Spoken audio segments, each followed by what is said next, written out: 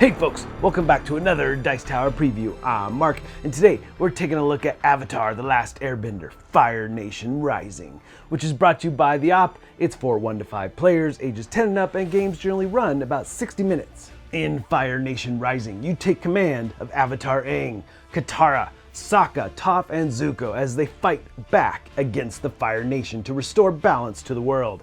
During the first part of the game, you will recruit heroes from the 4 nations of battle a variety of villains leading up to the Day of Black Sun. Once the Day of Black Sun event occurs, you and your fellow heroes must fight the final battles against the Fire Nation at Wulong Forest, the Fire Nation Palace, and Ba Sing Se in an attempt to end the 100-Year War. You will need to stay one step ahead of the Fire Nation and succeed in all 3 battles to win the game. If you lose 10 heroes or any team is defeated before this occurs, you are defeated and will lose the game. Now, like the other Rising games, we have a main figure in the middle of the table. We have the Fire Lord Ozai, and his movements and his attacks are all dictated by the Fire Nation deck, which is drawn every turn, showing his movement from clockwise to counterclockwise as he moves around the board and attacks the different heroes and teams that might happen to be there. As you look at the card, you'll also see a movement for the rune track. The rune track is how the enemies trigger the Day of Black Sun. Now, you have a track of your own for the heroes, which is the balance track. And there's various different requirements and there's different levels of these tracks for difficulty as you choose to play in all the different games. But you'll move your track up trying to get to the top as well and trigger the end game, which is the Day of Black Sun. But if you trigger it, you get benefits. If they trigger it, they get benefits that really are harmful, and that makes it really difficult to win the game for sure. So the theme really shines through on this one. You know, my kids grew up watching the shows, I watched it with them, and all the characters are here that you know and familiar with. As you engage in battle with the different villains, it all is very satisfying for sure. But now, you as the heroes, you have your own character card, which shows which dice you get to roll every turn. But as you get more heroes added to your team, that may augment your dice as well. And it just depends. All the different heroes are going to have various abilities or add dice to your team, things like that. But it may trigger based on what type of heroes are next to each other. And it is very important how you lay your heroes out in a row. Now, you can add to either end of the row, so you have to be mindful about who you place where, because again, different abilities trigger off of each other. And these different dice that you're going to be rolling represent the different nations, they're color-coded and so forth, but their faces can be used to recruit new heroes. They can also be used to attack villains or trigger abilities on your hero cards or on your player card. So there's lots of ways to use these dice. You might even use them and save them to help other players down the road. So it just depends on the heroes and how they activate and so forth. But you will want to use a variety of things to achieve your goals to win the game indeed. Now, to start the game, you're going to start with your player board as well as a hero. Now, if it's a 4 or 5 player game, you also get an ally, which adds a ton to the game because in a 4 or 5 player game, it really starts to ramp up quickly. So regardless if it's a hero card or villain card, the anatomy of the card is the fact that in the middle you have the recruit. Now for a villain card, that's what it takes to attack them. It shows the icons of the dice you need. And then along the side of the card, you'll see the damage that the hero or villain can take. A lot of the villains are only 2, sometimes it's 3 damage before you can remove them from the game. Then along the bottom is the ability of both the heroes and of course the villains. Now, different things trigger different times, but how you use those abilities within your team is key. And those abilities only come into play once you've recruited them and put them in your team. So gameplay here is very straightforward. You, as the active hero, will choose a location, one of the 3, and place your token there. And then you're going to draw a Fire Nation card to see where he turns, where the Fire Lord turns, and if the rune marker moves at all. And once you've done that, then he's going to attack the area that he moved towards. He's going to attack the heroes there, and if you're there, the team, any team that's there is going to get attacked. So you'll be putting damage markers on all the heroes. Again, remember, that's one of the gaming triggers. If 10 heroes are defeated, the game is over and you lose.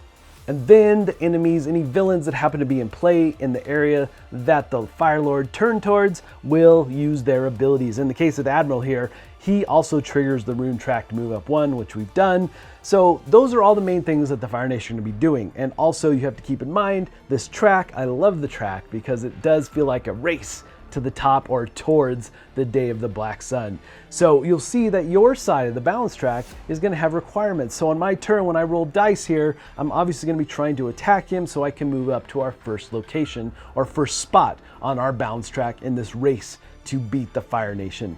So on your turn then, it's that simple. You're going to take all the dice that you can gather based on your player card and any heroes or characters you have in play or in your team.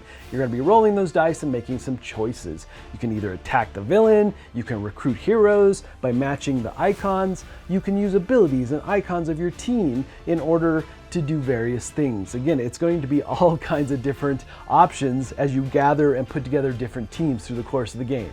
Now there's also a series of bonus tokens. These are the Pai Shao tokens, and as you do damage to villains, or if you have an ability that moves damage from one villain to another, well then you'll gather one of these tokens. Now there's other ways to get these tokens in the game as well, but that's one of the main ways. So when you get these tokens, they do various things, and you can use them whenever you need to.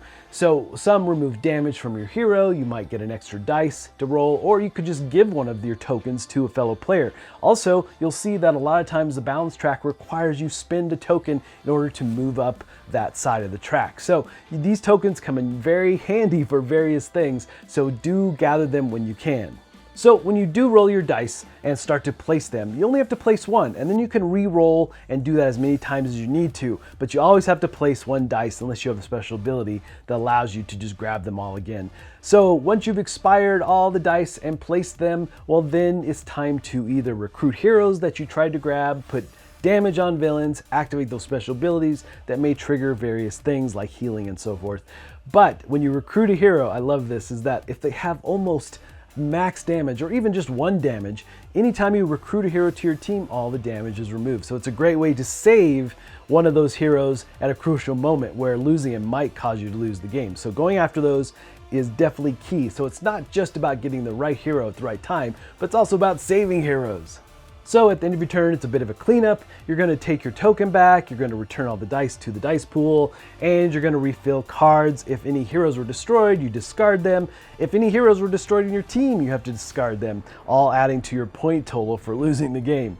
And then you'll refill those areas, obviously not your team, but around the board and in the world, you have to put cards back.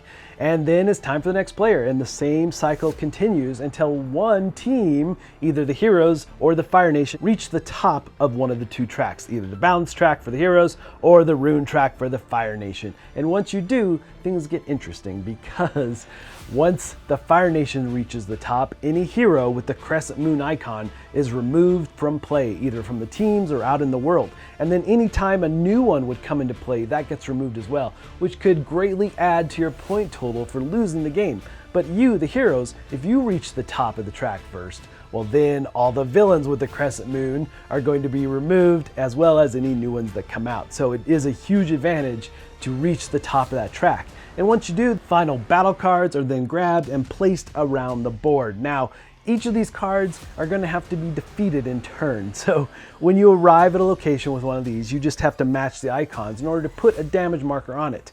And you'll place it, and once all the damage markers have been placed, the card is then flipped and you get the bonus on the other side. Now, what's also interesting though is that once the Fire Lord turns towards one of these locations, the ability of this card will trigger. In the case of Ba Sing Se, you'll see that you'll get +1 damage to all Earth Kingdom heroes that are in that area and in your team if you happen to be there. So these cards are brutal, and it is end of game boss level experience.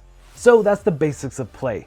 Now, obviously there's lots of intricacies around how you put your team together and what cards can play off of each other, so it's really crucial to be mindful about how and where you place heroes. Sometimes you don't have much of a choice, but you really do put together your team to be the most efficient in taking on the Fire Nation. And moving up that balance track is definitely key, what we found. We've played like half a dozen times now, and there's lots of interesting things that can happen. As you put the different balance tracks in, again, multiple levels, you can make it really hard on yourselves, but I like the different variations in the balance track for the heroes. And again, it is this back and forth. You hope that you can defeat the Fire Nation.